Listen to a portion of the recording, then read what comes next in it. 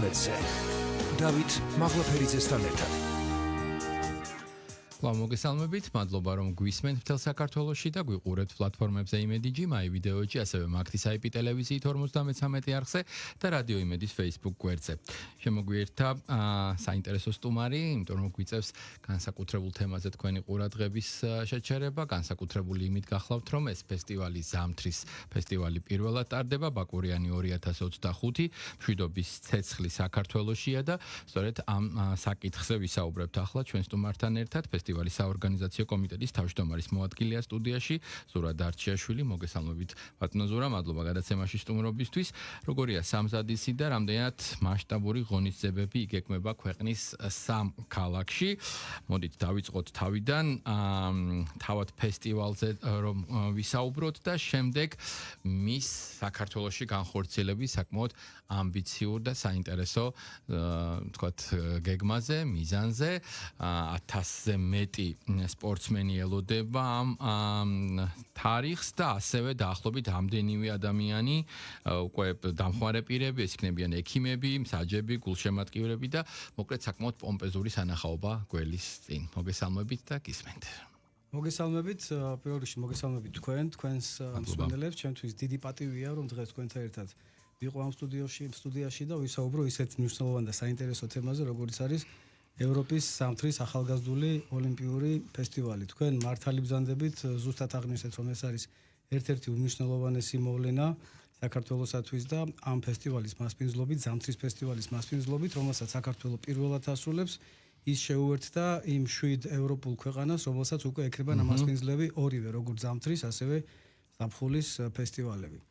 ცეცხლის ანთების ცერემონიალი იტალიის დედაქალაქ რომში გაიმართა და ახლა ეს მშვიდობის ცეცხლი უკვე საქართველოშია. მოდით გითხარით, რომელი ქალაქები ემზადება ამ ფესტივალისთვის და თავად სპეციფიკა რით განსხვავდება ვთქვათ ზამთრის ოლიმპიური ვთქვათ აი ამ პროცესის, ფესტივალის და ზაფხულის, იმიტომ რომ ზაფხულის გამოცდილება გვაქვს, ზამთარი წელს პირველად გვემატება და თავისთავად ამბიცია იმისა, რომ ჩვენი პოტენციალი უნივერსალური შესაძლებლობა რომელსაც ერთის მხრივ ქვეყანა გვაძლევს, მეორეს მხრივ ის გარემო, რომელსაც შეიძლება რომ დავით დავამახსოვროთ ადგილობრივებსაც და სტუმრებსაც, ამისი თქვათ საშუალება არსებობს. კი ბატონო, სიამოვნებით. ესე იგი, ჩვენი ფესტივალის ფარგლებში გაიმართება ისეთი საკმარისად დიდი რაოდენობის შეჯიბრებები, ეს არის 8 დისციპლინაში. დიახ. სპორტულ 8 სახეობაში შეჯიბრებები, ეს იქნება როგორც ფრისტაილში, სათხილამურო ფრისტაილი, ასევე სნოუბორდი და სამთოთხილამურები, ეს ამ ტვირთს ასეთ ამ კარგ ტვირთს აიღებს ბაკურიანი, დიდველი. ასევე გაიმართება ბიატლონსა და თხილამურებით რბოლაში, იგივე cross country, რომელიც ასევე ბაკურიანში ახლადაშენებულ ბიატლონის ტრასაზე გაიმართება და იქნება ასევე თბილისი და ბათუმი უმასპინძლებს, თბილისი უმასპინძლებს ჰოკეიში შეჯიბრებებს, ხოლო ბათუმი უმასპინძლებს ფიგურებით რბოლაში, ეგრეთ წოდებული short track speed skating და ასევე ფიგურულ სრიალში. რაც შეეხება თქვენ შეკითხვას განსხვავებების თაობაზე, ზაფხულის ოლიმპიური ფესტივალები ტარდება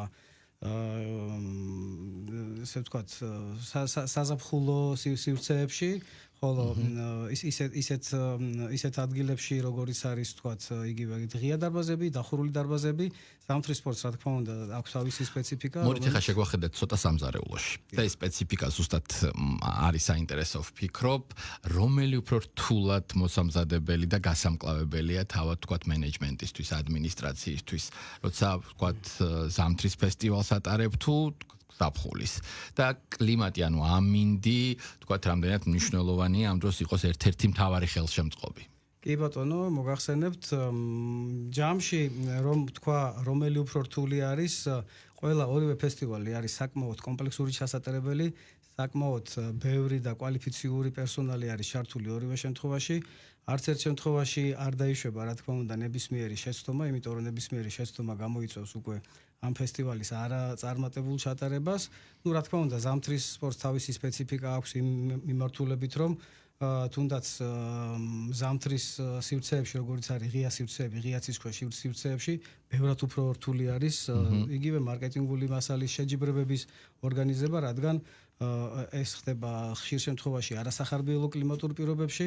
თვითონ კლიმატურ პირობებსაც ძალიან დიდი მნიშვნელობა აქვს შეჯიბრებებზე, რადგან შესაძლოა თავად კლიმატმა შეიტანოს შესწორებები შეჯიბრებების მიმდინარეობაში, იქიდან გამომდინარე იყოს მეტასახარბიელო ან ნაკლებად სახარბიელო. ნუ რა თქმა უნდა, ამ და ამ დროს შემთხვევაში რას ვაკეთებთ, როდესაც გვაქვს გათვლილი რაღაც გრანდიოზული, ვთქვათ, ღონისძიება და ნუ ვხედავთ, რომ ამინდი არ გვიწყობს, ვთქვათ, ხელს. ახლა რა პრაქტიკა არსებობს, რა გამოცდილება არის ის გეგმა ბერ, რომელიც უნდა განახორციელოთ? ახლავე გეტყვით, ზოგადად თვითონ ასეთი ღია ცის ქვეშ ჩატარებული შეჯიბრებების გრაფიკი არის მეტად მოქნილი და რაღაცა დამატებითი თავისუფალი დრო არის აღებული იმისათვის, რომ თქვათ თუ ერთ დღეს არ ჩატარდა შეჯიბრება კლიმატური პირობების გამო, ის გადავიდეს მეორე დღეზე და ასე შემდეგ. ასეთი პრაქტიკა ბევრი ყოფილა საკმაოდ საქართველოშიც და მის ფარგლებს გარეთ, როდესაც დაგეგმილი გრაფიკი ცოტა ოდნავ სახეცვლად წასულა, იქიდან გამომდინარე, რომ კლიმატმა არ მიცა ამის საშუალება, მაგრამ ყველა შემთხვევაში ჩვენ იმედიანად ვართ, იქიდან გამომდინარე, რომ ჩვენს პრაქტიკაში არ ყოფილა ესეთი, რომ შეჯიბრება ბოლომდე არ ჩატარებული იყოს, იმიტომ რომ გვაქვს ამის დაგეგმვის, სწორად დაგეგმვის საშუალება. ბატონო, მოდით ახლა გითხარით, ერთია, ვთქვათ, შეეჭიდოთ ამბიცია გქონდეს, რომ განახორციელო მსგავსი ტიპის ვთქვათ, ღონისძიება, მასშტაბს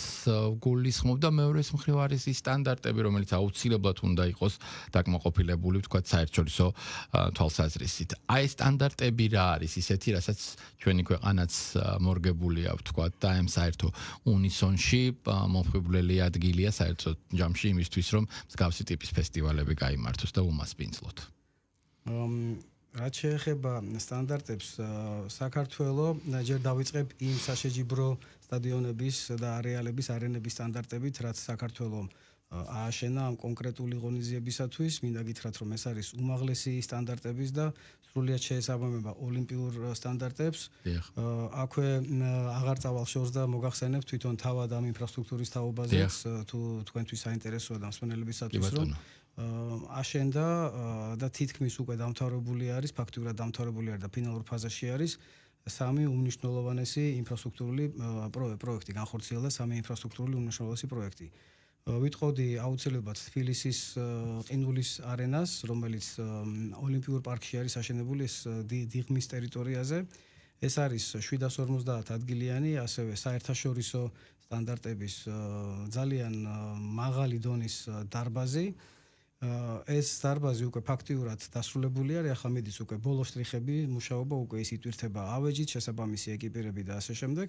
და ისიც მინდა აღვნიშნო, რომ როდესაც ეს ნახეს ჩვენმა უცხოელმა კოლეგებმა, იმ ტექნიკურმა დელეგატებმა და ჩართულმა პირებმა, რომლებიც საქმეში მუდმივად არიან ჩვენთან ერთად, ისინი აღფრთოვანებულები არიან ამ ინფრასტრუქტურის ხარისხით და მისი თანამედროვეობით. მეორე პროექტი რაც არის, ეს არის იგივე ბათუმის ყინულის არენა, რომელიც ასევე ფინალურ ფაზაში არის. ამ პროექტის დამატებით თემად ვიტყვი, რომ ის არის ასევე ერთი ნაწილი უფრო დიდი პროექტისა, რომელიც შეიცავს საცურაო აუზსა და კიდევ სხვა ინფრასტრუქტურას, ენერგოეფექტური არის და ამით არის კიდევ უფრო დამატებით მიმზიდველი. ეს ესეც საკმაოდ სწრაფ ტემპებში მიმდინარეობს ამის მშენებლობის დასრულება და არავით არის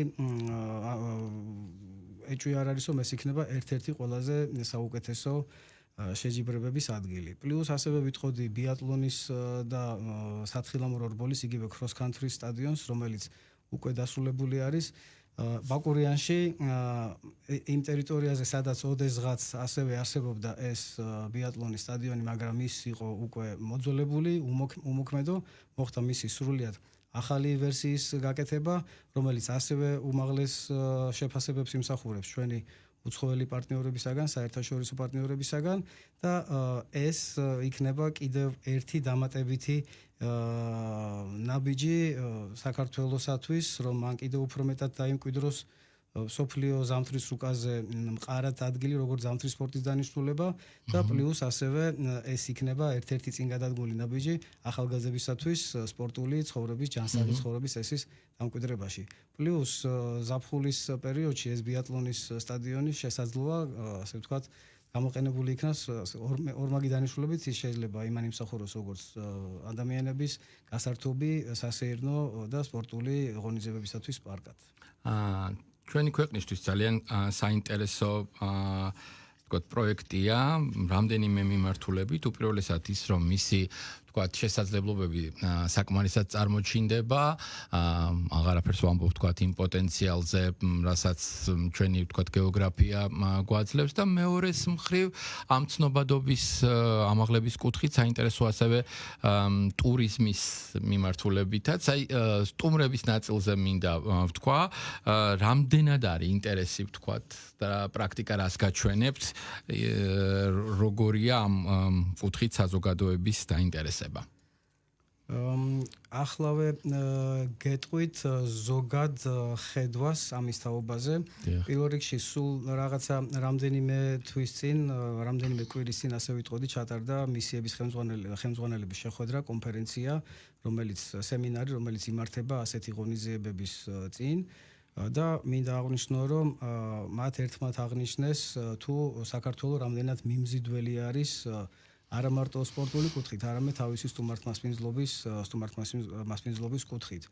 აქ არის აღსანიშნავი, რომ საქართველოს ამ პაკეტით, რითაც ის იზიდავს საერთაშორისო საზოგადოებას, ეს არის არა მარტო ეს სპორტული გადასარევი ახალი ტიპის ინფრასტრუქტურა, არამედ დამატებით ის სტუმართმოყვარეობა, ის სტუმართმასპინძლობა, რასაც საქართველოს თავაზობს, ის თუნდაც ქართული სამზარეულო, ის ადამიანური ურთიერთობები და უფრო მეტსაც ვიტყვი, ეს არის თვითონ თავად ფესტივალი, ის ადგილი, სადაც ხდება ძალიან ბევრი 45 ქვეყნის წარმომადგენლების შეკრება, სადაც ისინი არა მხოლოდ სპორტული შეჯიბრებებით იქნებიან დაკავებული, არამედ ისინი ბევრად უფრო მეტ პროდუქტს წარადგენენ, როგორც არის ეს ერთმანეთში ურთიერთობა და კიდევ უფრო უსაფრთხო ევროპისადმი სწრაფვა.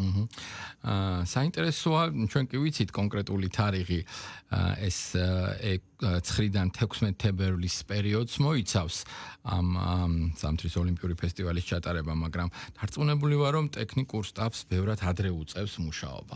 რა ვთქვათ პროტოკოლია ამ კუთხით, ესეც რო აგვიხსნათ, იგივე ვთქვათ ზაფხულთან მიმართებაში, ზამთართან დაკავშირებით, რამდენი ხნით ადრე იკრიბებით და უპირველეს ყოვლისა ვთქვათ რა ეტაპებს გადის ეს პროცესი, რა სამუშაოები სრულდება იმისთვის, რომ საბოლოო ჯამში ვნახოთ ის, რაც გვაინტერესებს და თავისთავად ხვდებით, რომ საუბარია სოფლიოს 45 ქვეყანაზე, საუბარია ოლიმპიურ ფესტივალზე, ის ძალიან მაღალი დონით უნდა იყოს წარმოდგენილი. რაც შეეხება მოსამზადებელ პერიოდს, მოსამზადებელი პერიოდი არის ერთ-ერთი ისეთი პერიოდი, როდესაც ყველაზე მეტად უნდა იქნას გათვლილი ყველა ის მცირე დეტალიც კი, რომელიც შეიძლება ბოლო მომენტში აღმოჩნდეს ძალიან მნიშვნელოვანი და ძალიან კვანძური დეტალი. ამიტომ ამ პროცესის მზადება უკვე დაწყებული არის წელიწადზე მეტი.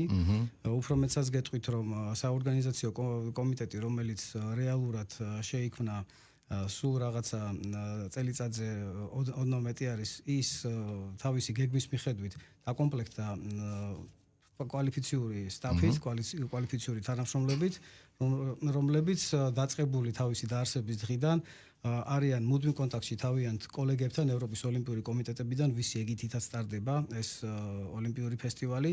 ოლიმპიური კომიტეტებთან ერთად, ევროპის ოლიმპიური კომიტეტებთან ერთად თანამშრომლობით არის გამოყოფილი ადამიანები, ეს არის დაახლოებით 80 საერთაშორისო ტექნიკური ოფიციალური პირი, რომლებიც კავშირში არიან ჩვენს მხარეს, ასევე ეროვნულ ტექნიკურ ოფიციალურ პირებთან, ასევე დაახლოებით 80 ადამიანი არის, რომლებიც მუდმივი კოორდინაციის ფარგლებში აკეთებენ ყველაფერს იმას, რომ გათვალისწინებული იქნას ნებისმიერი მცირე დეტალი დაწყებული პირველი დღიდან, შეჯიბრებებით დაწყებული და ასევე პარალელური ღონისძიებით გაგრძელებული. რა თქმა უნდა, ეს ყველაფერი მიმდინარეობს ერთობლივად ევროპის ოლიმპიური კომიტეტებთან, ასე ვთქვათ, საკოორდინაციო კომისია არის სპეციალურად შექმნილი ამისათვის, სადაც ორივე მხარე ერთად ძალიან წარმატებულად თანამშრომლობს. მოლოდინი არის საკმაოდ მაღალი, დასაკვირველია ჩვენ როგორც მასპინძლები სურვილი გვაქვს, რომ ყველაფერი იყოს იდეალური. თუმცა თუ გავითვალისწინებთ მასშტაბს 1000-ზე მეტი სპორტსმენი საქართველოში და ასევე დაახლოებით იგივე რაოდენობის დამხმარე პირები, ექიმები, მსაჯები, გულშემატკივრები ხვდებით და საბოლოო ჯამში თქვათ რა ფორმატზე გავდივართ, ანუ როგორი მნიშვნელოვანი და როგორი მასშტაბურია ეს ყველაფერი. რომ გითხრათ თავად ამ სპორტსმენებთან მიმართებაში ვთქვათ, როდის ხდება მათი ჩამოსვლა, ვთქვათ, როგორ ხდება ეს პროცესი მათთან კომუნიკაციის, იმისთვის რომ ვთქვათ, შედეგი იყოს მაქსიმალურად ვთქვათ, მათთვის მომხიბვლელი, იმიტომ რომ თავარ როლში მაინც ესენი არიან, ხო, ჩვენ მათ ვუყურებთ. იბადონ, მადლობა, ძალიან ისეთი მნიშვნელოვანი შეკითხვაა დასვით, ესეც თავად სპორტსმენების ჩამოსვლა და ეს მთლიანად სრული პროცესი არის ერთ-ერთი შემადგენელი მნიშვნელოვანი ნაწილი მთელი ამ სრული პროცესისა. თავად გუნდებთან და სპორტსმენებთან თითოეულ ქვეყანასთან, ევროპის ქვეყნებთან ახლა რაც ვახსენეთ, კომუნიკაცია ხდება ისევ და ისევ საორგანიზაციო კომიტეტის სპეციალურად ამისათვის შექმნილი დეპარტამენტის მეშვეობით, რომელსაც ქვია ეროვნულ ოლიმპიურ კომიტეტებთან მუშაობის დეპარტამენტი, რომელიც არათუ ყოველდღიურ, არამედ ყოველსაათობრივ, ყოველწუთიერ კონტაქტში არიან თითოეულ გუნდთან, იმიტომ რომ ეს არის ცოცხალი პროცესი, ეს არ არის თქვათ რაღაცა დროში გაწერილი პროცესი, არამედ ყოველწამიერად, ყოველწუთიერად ხდება კოორდინაცია. რაც შეეხება მათ ასე ვთქვათ ჩამოსვლის თემებს, ეს რა თქმა უნდა ტექნოლოგიების გამოყენებით ხდება.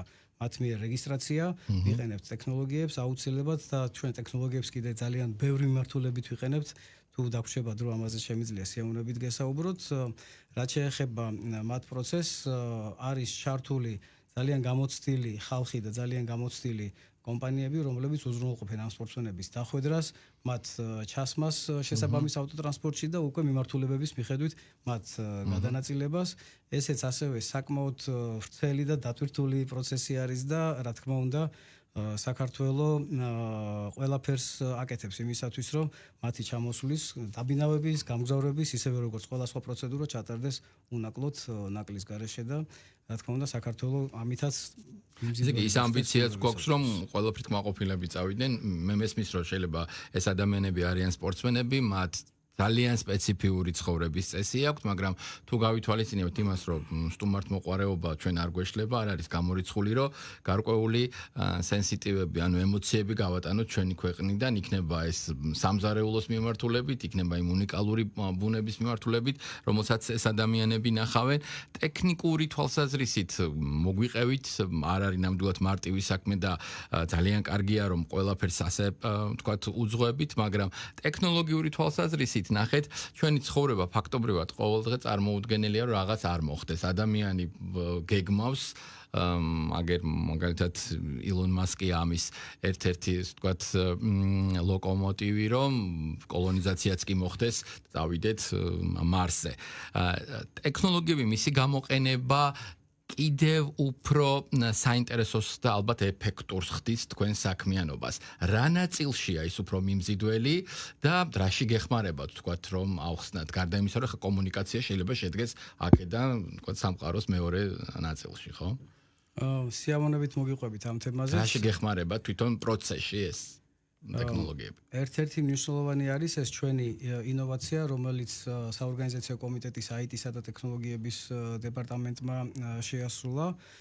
ეს გახლავთ ChatGPT ოპერატორი, ანუ ეს არის კონკრეტულად ჩვენ საიტში ინკორპორირებული იგივე, ასე ვთქვათ,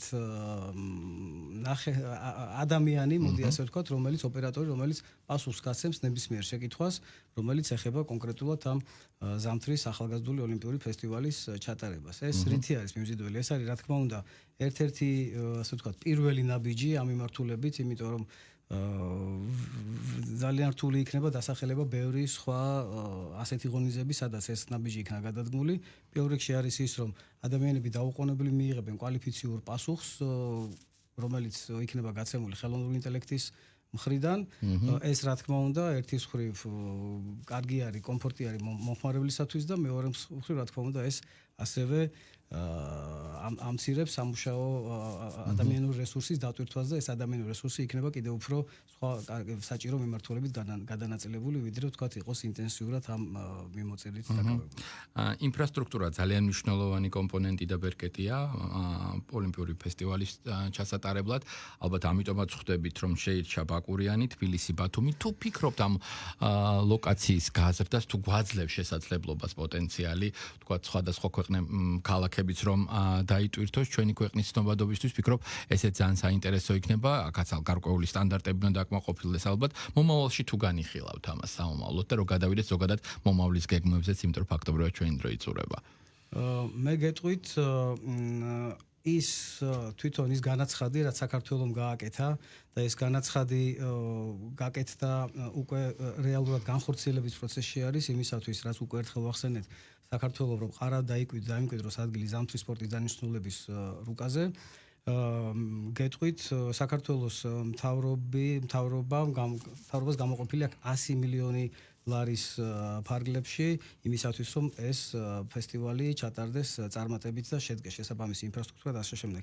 ეს რეალურად ხაზს უსვამს იმ განაცხადს, რაც ხორციელდება საქართველოს მხრიდან, რომ რაც შეიძლება მეტად მოხდეს ამ სპორტის განვითარება იმისათვის, რომ ჯანსაღი ცხოვრების წესი დაინერგოს და მოიზიდოს რაც შეიძლება მეტი ვიზიტორი, მეტი სტუმარი და ასე შემდეგ. ეს რეალურად შემიძლია ვთქვა, რომ შემდგარი ფაქტი არის და მე დარწმუნებული ვარ, რომ ეს კიდევ უფრო მეტად განვითარდება და კიდევ უფრო მეტი არეალი იქნება დაკავებული იმისათვის, რომ საქართველოს კიდევ უფრო მეტად გახდეს მიმზიდველი დანარჩენი მსოფლიოსათვის. კი ბატონო და შევაჯამოთ ჩვენი საუბარი, კიდევ ერთხელ აღვნიშნოთ, რომ ეს ზამთრის ფესტივალი პირველად ტარდება ჩვენს ქვეყანაში და თავისთავად დიდი პასუხისმგებლობაა და სამზადისი, რომელიც გაიმართება 9-დან 16 თებერვლის ჩათვლით სპორტის 8 სახეობაში 45 ქვეყნიდან, როგორც უკვე გითხარით, ეს არის 3 ქალაქი, ბაკურიანი, დაბა, თბილისი და ბათუმი და სტუმრები, რომლებსაც ველოდებით, რომელსაც უნდა ვანახოთ საკმაოდ მაღალი, ასე ვთქვათ, კლასი იმისთვის, რომ შემდეგ ჩვენი ქვეყანა უკვე მათთვის საინტერესო აღმოჩნდეს ბევრი მიმართულებით. გარდა იმისა, რომ თავისთავად ხვდებით, რომ არის ღელვა, როგორც ჩაივლის ეს ყველაფერი, რა მოლოდინი გაქვთ, გითხარით და ამით დავასრულოთ. მე მოვიშველიებ თავად ჩვენი სტუმრების სიტყვებს, მისიების ხელმძღვანელების სიტყვებს, რაც მათ ნახეს, ეს არის, რომ მათი მოლოდინი არის ისეთი, რომ ეს იქნება ისეთი ფესტივალი, რომელიც აქამდე არასოდეს არსად არ ჩატარებულა. ამაკარია. წარმატებებს გისურვებთ. ზურა დარჩიაშვილი, ფესტივალის საორგანიზაციო კომიტეტის თავმჯდომარის მოადგილე საუბრობდა პირდაპირ ეთერში. მადლობა უთხრათ ჩვენს მსმენელს და მაყურებელს დათმობილი დროისთვის.